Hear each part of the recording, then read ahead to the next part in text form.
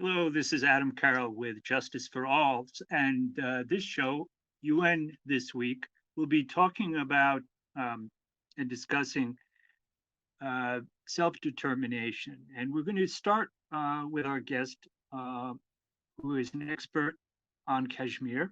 But first, to introduce the issue, um, though arising in the 19th and 20th century as a response to imperialism, the collective right to self-determination of all people was enshrined in the Charter of the United Nations. However, it has been the subject of extensive debate and controversy, both about the content and the right of who can assert it. According to the International Covenant on Civil and Political Rights, this should not be on the screen yet, just letting you know. Um, the International Covenant on Civil and Political Rights, all peoples have the right to self-determination, that is to freely determine their political status and freely pursue their economic, social, and cultural development, disposing of their natural wealth and resources. However, the principle does not state how the decision is to be made or what the outcome should be, whether independence, federation, protection, some form of autonomy, or integration. There are several organizations such as the Unrepresented Nations and Peoples Organization, or UNPO, for nations and tribes to feel they are denied equal representation in national and international governance, with members representing Catalonia, the Ogoni tribe, the Lakota Nation, and Guam, and many more. Now, looking at this, we can see how widespread these many groups are. Despite its name, UNPO is not a formal part of the UN system. It was formed in 1991 to help those who are voiceless find a voice and be listened to. This past summer, the General Secretary of the UNPO spoke about the difficulties of undertaking advocacy at UN institutions and said, the world today is a hard place for unrepresented nations and people. Just thinking about some of these groups, there is, unfortunately, authoritarian states employ a number of methods to exclude and silence such advocates, ranging from intimidation in international institutions like the UN to outright violence in their home countries. Iran, Russia, China, Pakistan are just some of the nations that are very active in harassing activists abroad. Indeed, only months ago, the Baluchi journalist and critic of the Pakistani government, Sajid Hussain, was brutally murdered in Sweden. Dolkun Issa, a Uyghur leader, has also been endlessly harassed throughout Europe because of China's abuse of Interpol red notices, with his family forced into concentration camps where his mother lost her life. And of course, we certainly cannot forget the people of Palestine, Western Sahara, and Kashmir, the subjects of today's discussion. Today we'll be speaking with two guests, and I'm very glad to welcome the first guest, Dr. Imtiaz Khan. Dr. Khan is an internationally renowned immunologist who has published close to 100 peer-reviewed manuscripts in high-impact journals. However, as an activist for independent Kashmir over the last decade, Dr. Khan has been actively involved in the struggle for independence of Jammu and Kashmir from occupation. He has spoken as an invited speaker at various events, embassies, consulates, and state capitals in support of this issue. He served on the board of Kashmir American Council since 2010 and later became its president in 2014. He is currently on the board of World Kashmir Association. Welcome to the show. Thank you. Doctor, wanted to ask you if you could give just a little background for those who don't know about how Kashmir came to be well, not just occupied, but not independent? What happened? Actually, when in 1947, Indian subcontinent was divided into two states, India and Pakistan. And by the formula which was adopted at that time, the Muslim majority states were to be part of Pakistan, while the Hindu majority states would become India. At that time, basically, Kashmir is a Muslim majority state, but it had a Hindu Maharaja. And there were similar two examples in the Indian subcontinent, like Hyderabad and Junagadh, which had a Muslim ruler, but the majority of population was Hindu. And those two rulers wanted to accede to Pakistan, but they were not allowed to on the basis that the majority of the population are Hindus. So they had to, against their will, accede to India. By that formula, Kashmir should have been part of Pakistan. But what happened at that time? Lord Redcliffe, who was the representative of Viceroy, Lord Mountbatten, they changed the maps. And one of the districts in Punjab, which is the adjoining state of Jammu and Kashmir, there's a town called Gurdaspur. We should have been gone to Pakistan, but without informing Muhammad Ali Jinnah, hiding the secrets from him, it was given to India. So India got the connection to Kashmir. They sent their troops and occupied 2/3 of Kashmir by force. The case was taken to United Nations and it was agreed upon by Prime Minister, the first Prime Minister of India, Jawaharlal Nehru, that there will be a plebiscite held where people will vote and they will basically decide whether Kashmiris want to accede to Pakistan or want to accede to India, or they have the third option to be independent. And it was agreed upon that United Nations will appoint a representative who will conduct these elections, and results of these elections will be conveyed to United Nations, and the will of the people will be implemented. At that time, Kashmir had its own prime minister, it had its own president, and it had its own court, high court. And basically, they had all the criminal code, which had nothing to do with India. If any Indian wanted to travel to Kashmir, at the airport, they had to pass through the custom authorities. Just what happens when you land on a foreign country. But what happened? India by and by reneged from the promise. The right of self-determination was on top. And slowly and steadily, it befooled the international community. And international community or UN didn't pay any attention, although they have a UN office in both sides of the Kashmir. 1/3 of the Kashmir, which is with Pakistan, and 2/3, which is with India. And international community was silent to the flagrant violation which India held against the UN Charter.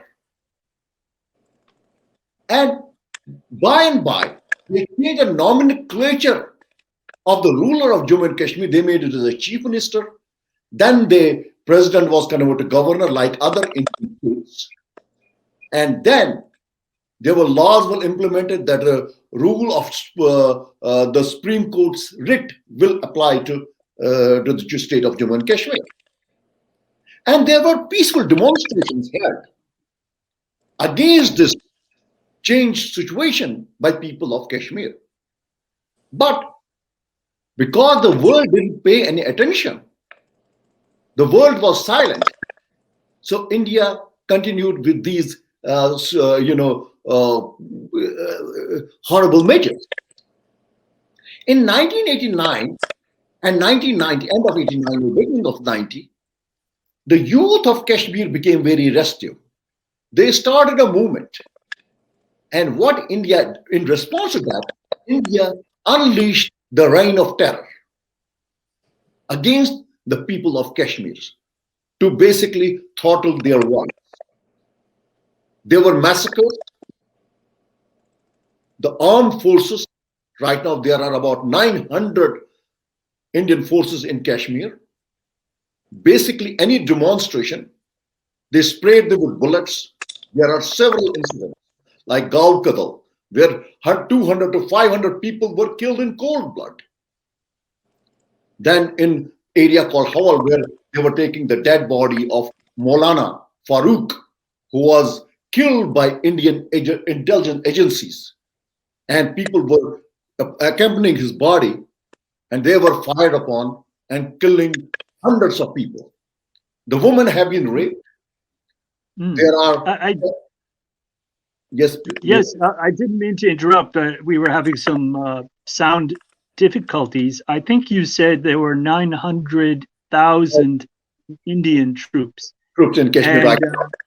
Yeah, which is an enormous occupation. Yeah.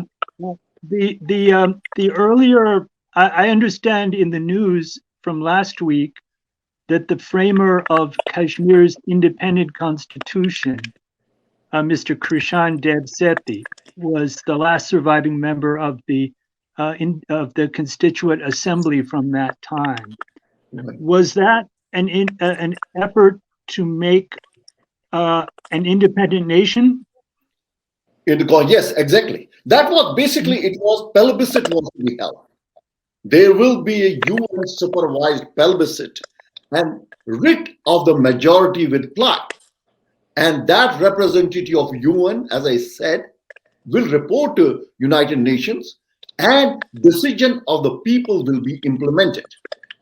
That never happened till today. Now India says that Kashmir is its integral part, which is not the case, basically. If you go to New York and visit United Nations, and you will see map of India, Kashmir is still marked as a disputed territory. So, if you want me to start, I will continue with what I was talking about. There have been gross human rights violations.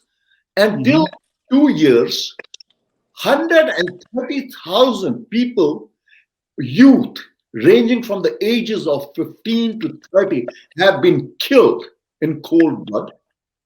About 10 to 15,000 women have been gang raped. There have been mass graves. There are 15 to 20,000 people who are missing, and their spouses are running from pillar to post to know the whereabouts of their husbands. They are called as half widows because they don't know whether they are alive, still languishing in Indian prisons, or they are dead. And since I don't know how much time I have, but since on August 5th, 2019, there was a law 370, which linked India to, that was a link until the plebiscite will take place between India and Kashmir. The rule 370 was that nobody outside Kashmir, if he is not a Kashmiri, can buy property in Kashmir. And 35A, that no non-Kashmiri will get a job in Kashmir. But that was to be decided by the Constituent Assembly. What the present government, the fascist government, who is totally anti-Muslim and responsible for eliminating hundreds and thousands of Muslims in India, abolished this law. Now, this could be done by Constituent Assembly. But what they did was, they took away statehood of Kashmir and made Kashmir as a union territory. And now Kashmir is being ruled directly from Delhi. And what's going on is they are grabbing the land so that they can get their RSS, the extremist gundas, to Kashmir to settle them, to harass the local population. Any land, if I have a land there, and security forces can come to me and tell them that we need it for security forces, security activities, and they can grab the land. They are grabbing the commercial establishment, all the from middle to high level of police officials in Kashmir are people from rest of the India. Kashmir is right now a huge concentration camp.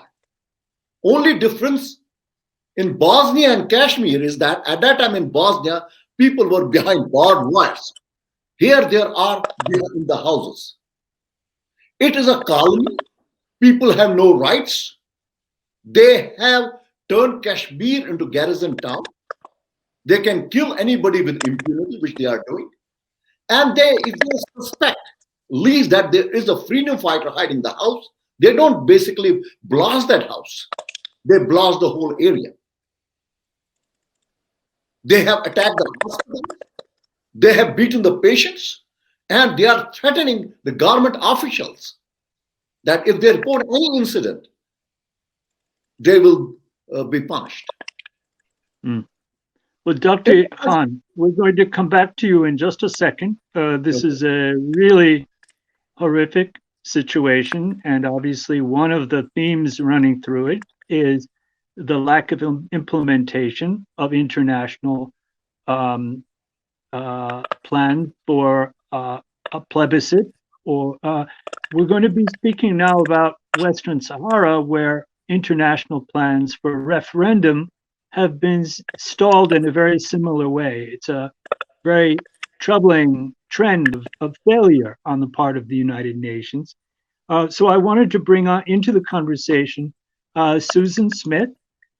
Susan, I've known for a number of years and serves as Director of Operations at the Fellowship of Reconciliation's USA branch and was intentional resident of the multi-faith community of living traditions at Stony Point Center from 2014 until through last year.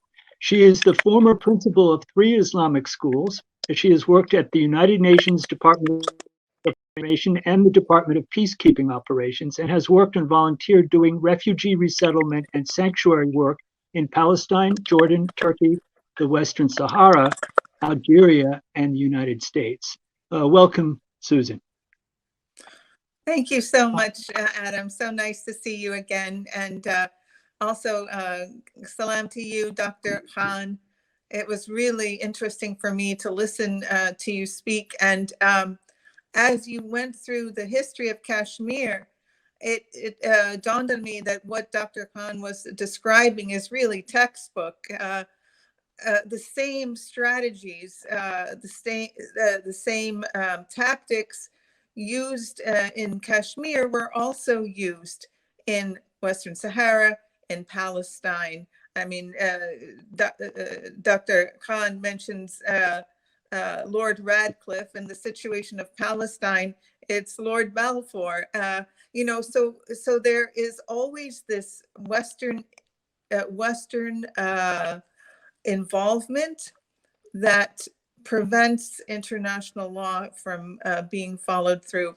But please, I didn't mean to cut off your question, Adam. I just really wish to reflect and associate myself with the words that Dr. Khan described. They're really textbook. Yeah, and you know, I think for those viewers who may not know, it'd be good to go back and give a little history, as Dr. Khan also did. Since the Spanish withdrawal from the Western Sahara in 1976, it might be good to hear about Morocco's relationship with that area and just about what's been happening since. Yeah, and if I could take one step backward, if we think of the people of the Western Sahara and why they are a unique people, similar to why our Kashmiri is different from Indians, there were 2 large successive waves of migration from the Arabian Peninsula in the 9th and in the 13th centuries. And so the people who settled in the area of the Western Sahara were actually very insular, and they preserved their language, their culture, their food. I mean, the way they speak their language, for example, and we know that language is one of the signs or indicators of a specific culture or a national identity. The Sahrawi people speak a form of Arabic that is closest to the Quranic Arabic. And Morocco, by contrast, speaks a language that is greatly adulterated by French, Spanish, and of course, the Moroccan people themselves speak Daraj or Berber dialects. So just to give that context, we're talking about a distinctly unique people who then, since the end of the 1800s, late 1800s, Spain occupied and colonized Western Sahara. Spain rescinded its claim on Western Sahara in 1975. Mauritania did shortly thereafter. And then we had, in the end of the 70s, Morocco digging in, saying that this hinterland, so to speak, was actually part of historic Morocco. And shortly after that, the Kingdom of Morocco under King Hassan II sent in hundreds of thousands of Moroccan nationals, and most of them were poor. Many of them were even homeless, all of them struggling to eat, and saying, we'll give you a meal ticket. And many of them even got housing. So just pack your bags and go into the Sahara and do your Western Sahara and do your national duty and homestead there. And this is very similar to what we also saw with Palestine. And in particular, after the Holocaust, Palestine was billed as a country without a people, which was entirely incorrect. I mean, even National Geographic, in an article from the early 1900s, states that the Palestinian presence in that region goes back more than 5,000 years, while the Judaic traditions go back less than that. So with this Masira, it was called, which is like the Great March, there were waves of Masiras. So since 1978, 79 until today, similarly to the settler colonialism of what we see in Palestine, what actually happened then is we see facts on the ground change. So the demographics, now we have a situation in Palestine, which in 1907, the British Mandate did a census, and they found that 7% of Palestine was Jewish. And in the late 1970s, that region was more than 90% Sahrawi, as opposed to Moroccan in the Western Sahara. But now, 30 years later, or today, we find that the Palestinian land has been chipped away throughout the years through successive wars against the Palestinian people, wars against the Sahrawi people.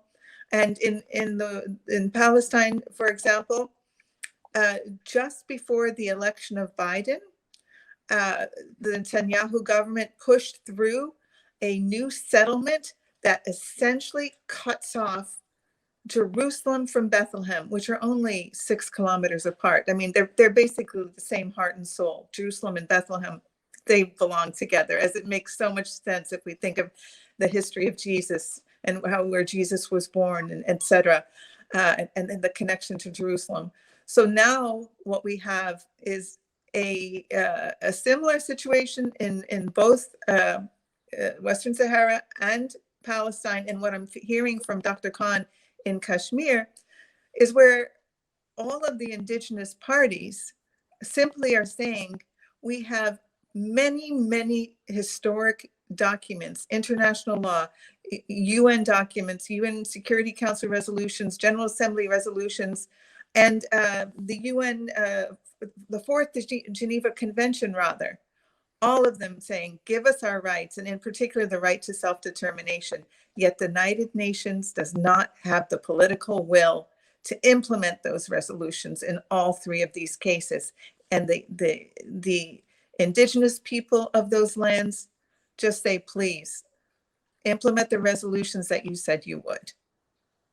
No, I'm hearing the triumph of nationalism, the kind of manifest destiny that we saw in the US as Americans moved west and forced out the indigenous population, Trail of Tears and all. So with this pattern repeating in many places and the UN's inability to enforce these, or unwillingness to enforce its own laws, I wanted to ask you about your time working with MINURSO. Just a little while ago, we had on the screen an image from MINURSO's website. So could you tell us what it is and what you did at that time? Well, part of the MINURSO mandate was setting up a voter commission to set up a referendum so that the indigenous people of the Western Sahara, and this was also championed by the Organization of African States and even people like Nelson Mandela, they set up a voter registration commission whereby two sheikhs, Sahrawi sheikhs, who knew generation after generation, son of so-and-so, son of so-and-so, son of so-and-so, throughout this, recent history and even centuries, they would be able to say whether or not someone was an authentic Sahrawi or not. And so Morocco vetted one of these sheikhs, and the Sahrawis would vet another. And many times coming together, to verify and vet that people belong to a certain tribe, and in each tribe there were clans and families. It was not uncommon that when the Moroccan sheikh and the Sahrawi sheikh came together, these were brothers, these were cousins, sometimes even father and son, who somehow through the years of war and the domination and colonialism imposed by Morocco became separated. And so sometimes the voter registration process would start with tears and hugs with a reuniting of these family members separated by war. They would ask the people coming to say that they were Sahrawi, what's your father's name? What's his father's name? There were about 20 questions to verify. And the UN would have a voter registration commission. I served as a voter registration officer, essentially translating the answers of the people presenting themselves to vote in the referendum to a lawyer who was posing the questions and would make the determination based on the sheikh's input. And the sheikhs, whether or not they came from Morocco or whether they came from the Polisario or the Sahrawi government, most of the time they would both agree, because the fact is the fact and the truth is the truth. And if somebody's brother or cousin from this tribe or clan or family, there's nothing you can do to deny it, and everybody knows it. And that is exactly why the Sahrawi people are asking, simply please implement the voter registration process for the referendum. It began in 1991, but by 1995, about 5 years later, it had shut down. And the reason is because Morocco kept pushing people before the commission who were Moroccan and were not Sahrawi. So either one or both of the Sahrawi sheikhs, and usually both, because they know the truth, would say this person is not a Morocco. But also sometimes the Moroccan representative, the Sahrawi sheikh that they put forward, you could tell he was under duress and pressure, because Morocco is a very oppressive regime, and that is known historically from King Hassan II. And they have spies, and they use disappearances and put people in prison. Many of the oppressions that Dr. Khan was talking about in Kashmir are used in the Western Sahara as well. But nonetheless, the bottom line is the Sahrawi people clearly believe, as they entered into this agreement with the Kingdom of Morocco under the auspices of the United Nations, just hold the referendum and let the people decide. Let the people have the right to self-determination, which is their right under international law, human right. So since about 1995, the talks broke down, primarily because Morocco kept sending bogus applicants. The Sahrawi independence movement, the Arab Democratic Arab of the Western Sahara would say, no, this person's not legitimate. Talks would break down. In the meantime, and very similar to what's happening in Palestine, the waves of settler colonialism continue. And that's history repeating itself. Dr. Khan had also mentioned human rights abuses, and the abuses taking place in Western Sahara. Also, I understand, I recall from the 1990s, a prison called Tasmamert, where a lot of Sahrawi leaders were being held in terrible conditions for years and years. It was a dungeon, and many died that way. In more recent years, human rights activists, both Sahrawis and outside international observers, have been mistreated and refused access. I understand MINURSO also has not been allowed to investigate certain things, or there have been delaying tactics. So this is very different from the propaganda that the government has spread. And of course, the reason is also financial and economic, because of the rich raw materials in the Sahara, which unfortunately are not benefiting the local population at all, as far as I know. So I wanted to ask about now to make some connections between these rather horrible situations, getting towards what can be done in the international community, building a movement of solidarity, using tactics that could get us past the gatekeepers. In the UN, India is now on the Security Council, so they're sure to block any kind of discussion, but there wasn't much going on in the Security Council for Kashmir anyway. So Dr. Khan, where in the UN system do you see potential for work, for constructive action, and should we be using this self-determination concept to advance the goals? Well, as far as UN is concerned, it has been defanged. It's a paperless tiger. UN is only used by superpowers when they want to implement their agenda. And for powerful countries like India, UN doesn't have legs to stand on. Now, we have submitted paper after paper describing the violations by Indian security agencies, mentioning in detail the murders these security forces have committed. There is a comprehensive book,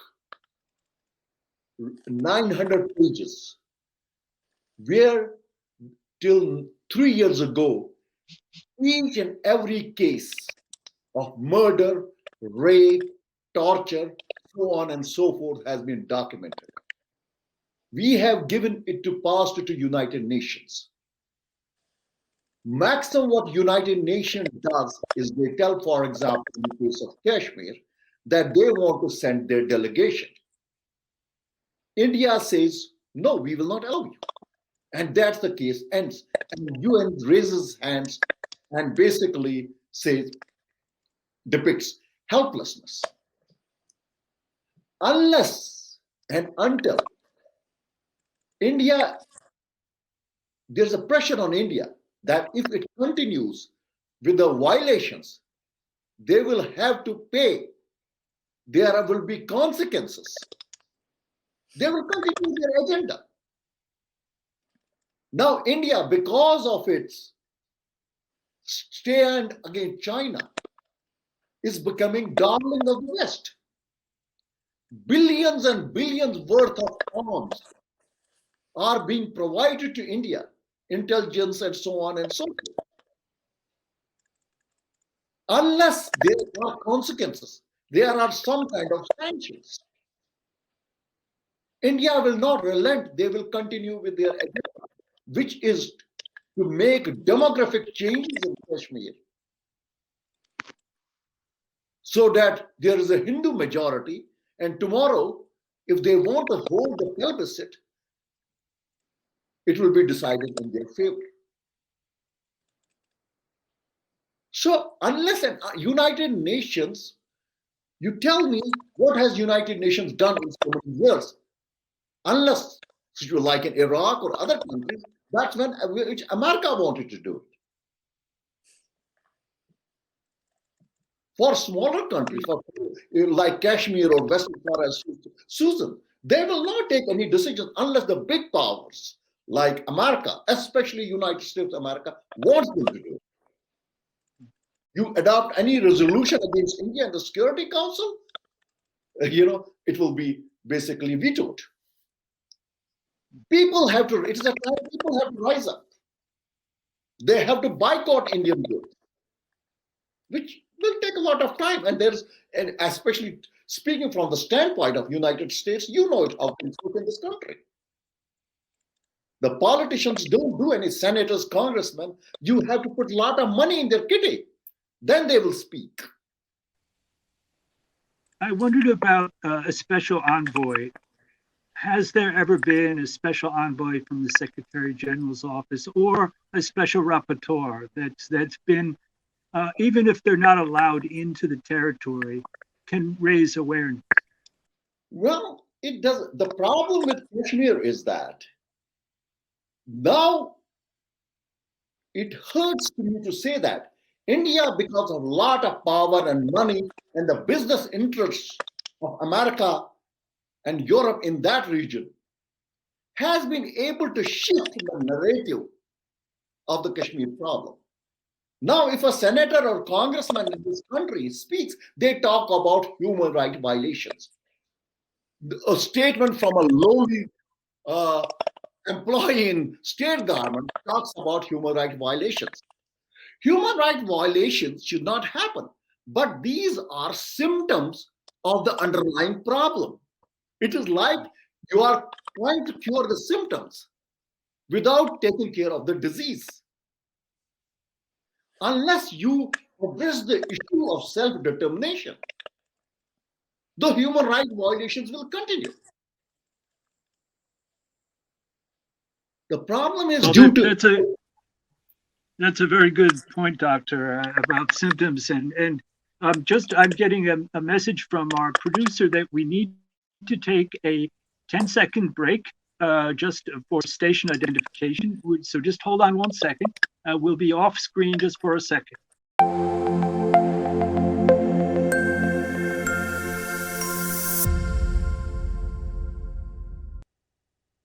And Adam Carroll with you on This Week with Dr. Imtiaz Khan and Susan Smith discussing self-determination of Kashmir, Western Sahara, and Palestine. And very difficult issues. And so political will, we're talking about the need for that. And I was wondering, Susan, how about your view reflecting on what Dr. Khan has been saying?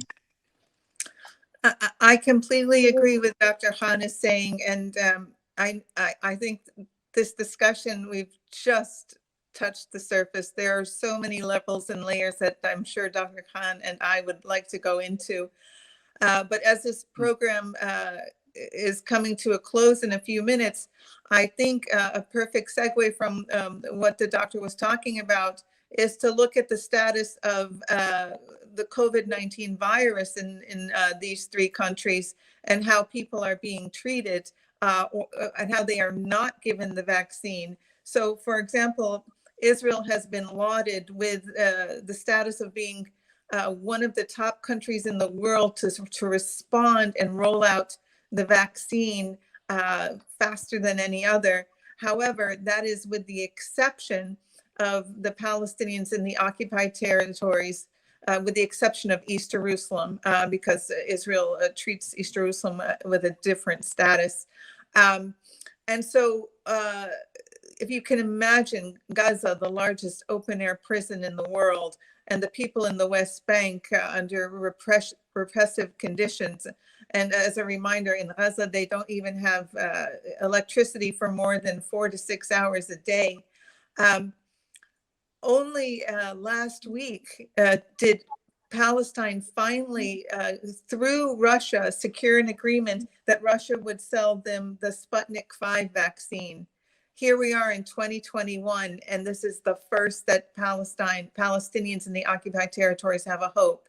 I mean, certainly if you're a Palestinian living in this extremely packed Gaza Strip with millions of people, COVID is spreading rampantly. It's the perfect place for the disease to spread.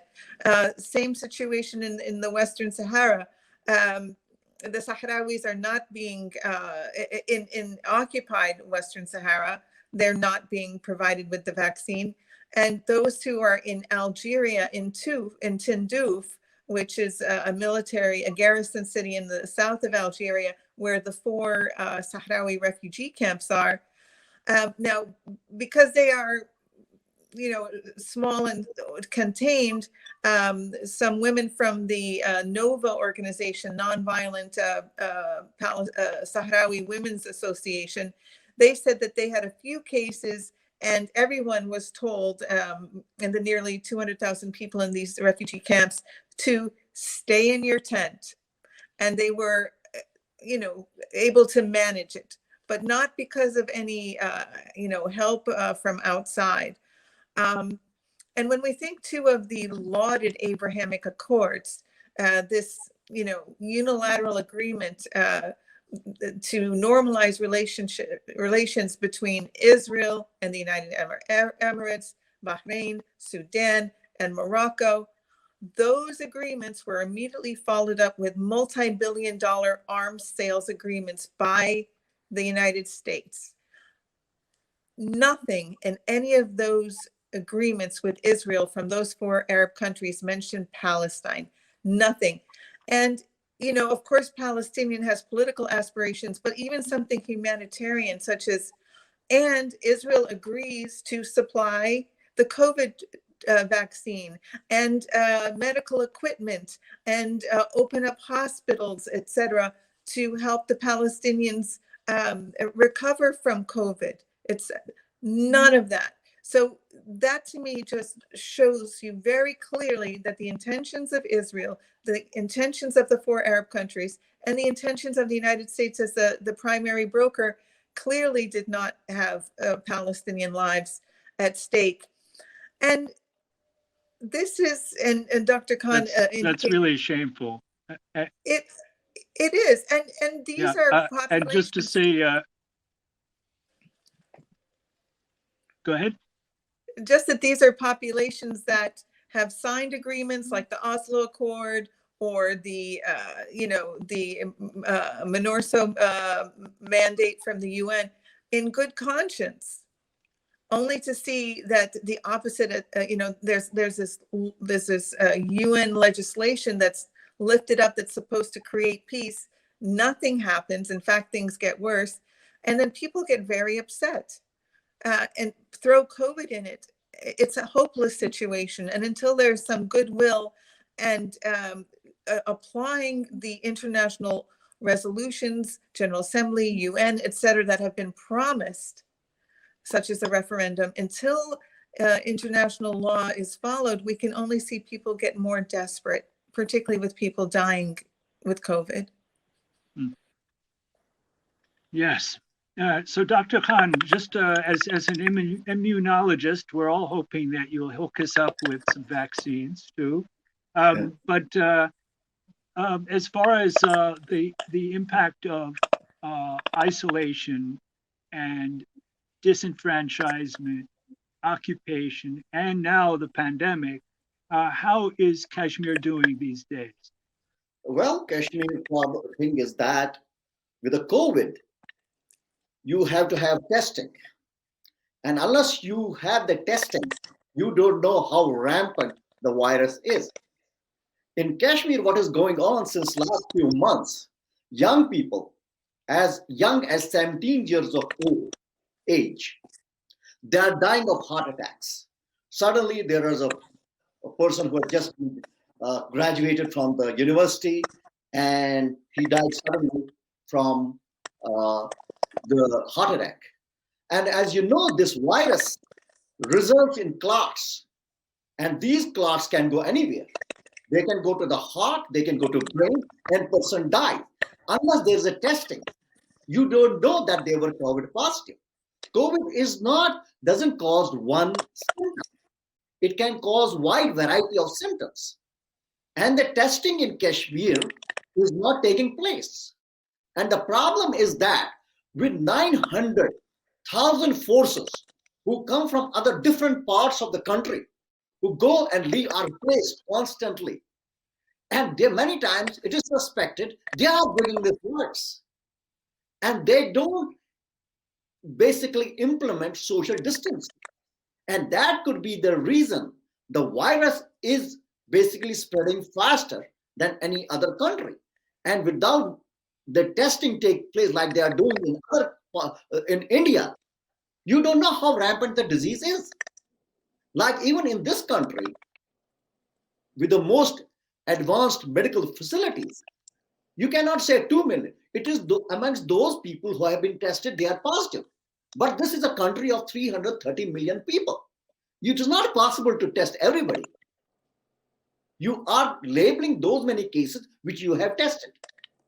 So in Kashmir, when there is no testing taking place, and people are dying suddenly, you don't even know people died of COVID. And as far as, like sister said, the vaccination, it is not coming there, and there's the plan. And moreover, in Kashmir, there may be, I think, 10 or 12 ventilators in whole Kashmir, and I don't know how many of them are working. So if somebody has basically very symptomatic respiratory distress, there are not enough ventilators to put people on those so that they can survive. So situation is abnormal, and even hospital infrastructure in Kashmir is in a dilapidated state. So that basically, you call that, at least in this country, other countries, the deaths are accounted for. There in Kashmir, the deaths are not accounted. We don't know how many died of COVID. And we don't know how many will further die. And without knowing what they died from.